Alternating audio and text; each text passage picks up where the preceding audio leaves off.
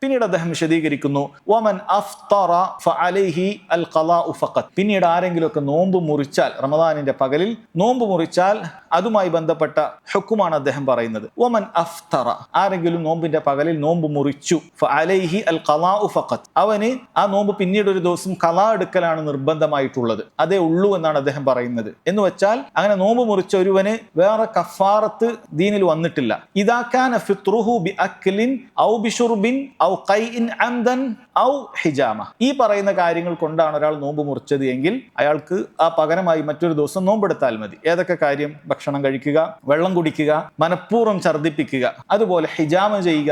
ഇത്രയും കാര്യമാണ് സഹോദരങ്ങളെ ഇദ്ദേഹം പറഞ്ഞിട്ടുള്ളത്. ഇതിൽ ജിമാ ഒഴിവാണ്, ഭാര്യയുമായി ലൈംഗിക ബന്ധത്തിൽ ഏർപ്പെടുക എന്ന് പറയുന്ന നോമ്പ് മുറിയുന്ന കാര്യം ഇതിൽ നിന്നും ഒഴിവാണ്.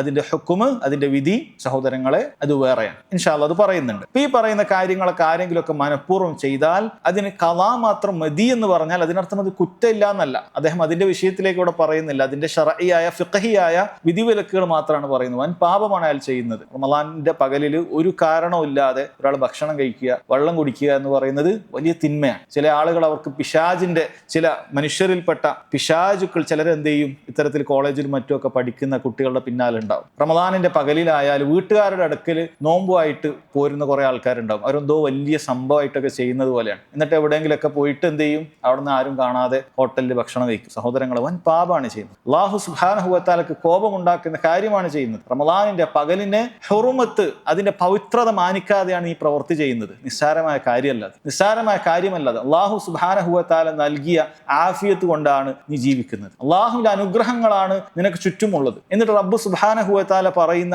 വളരെ എളുപ്പമുള്ള, ഏതൊരു ചെറിയ കുട്ടിക്ക് പോലും എടുക്കാൻ സാധിക്കുന്ന ദീനിന്റെ ഒരു വിധിവിലക്ക്, ദീനിന്റെ ഒരു നിയമം, അഥവാ ഫജ്ർ മുതൽ മഗ്രിബ് വരെ വെള്ളവും ഭക്ഷണവും ഇല്ലാതെ നോമ്പെടുക്കുക എന്ന് പറയുന്നത് നിനക്ക് സാധിക്കുന്നില്ല. എത്ര ദുർബലനാണ്, എത്ര നന്ദി കെട്ടവരാണ് യഥാർത്ഥത്തിൽ ഇങ്ങനെ ചെയ്യുന്നത്. ഒരിക്കലും അങ്ങനെ ചെയ്യാൻ പാടില്ല. അങ്ങനെ ചെയ്തു പോയ ആളുകൾ ഉണ്ടെങ്കിൽ അള്ളാഹുവിനോട് ആത്മാർത്ഥമായി തൗബ ചെയ്യേണ്ടവരാണ്. അത് ഖലാ വീട്ടേണ്ടതാണ്, നിർബന്ധമായും ഖലാ വീട്ടേണ്ട കാര്യമാണത്. അതുകൊണ്ട് സഹോദരങ്ങളെ, അത് തെറ്റാണ്, ഇസ്തിഗ്ഫാർ തേടേണ്ട കാര്യമാണ്. എന്നാൽ അതിന് പ്രായശ്ചിത്തമില്ല. ഒരൊറ്റ നോമ്പെടുക്കുക എന്നുള്ളതാണ്. എത്രയാണോ നോമ്പ് പോയത് അത്രയും നോമ്പെടുത്ത് വിട്ടുക എന്നുള്ളതാണ്. അതിന് മറ്റ് ഫിദിയ കൊടുക്കുക പോലെയുള്ള കാര്യങ്ങളൊന്നും സഹോദരങ്ങളെ അതിനെന്തു വന്നിട്ടില്ല. ഫിദിയ കൊടുക്കുക പോലെയുള്ള കാര്യങ്ങളൊന്നും അതുമായി ബന്ധപ്പെട്ട് വന്നിട്ടില്ല.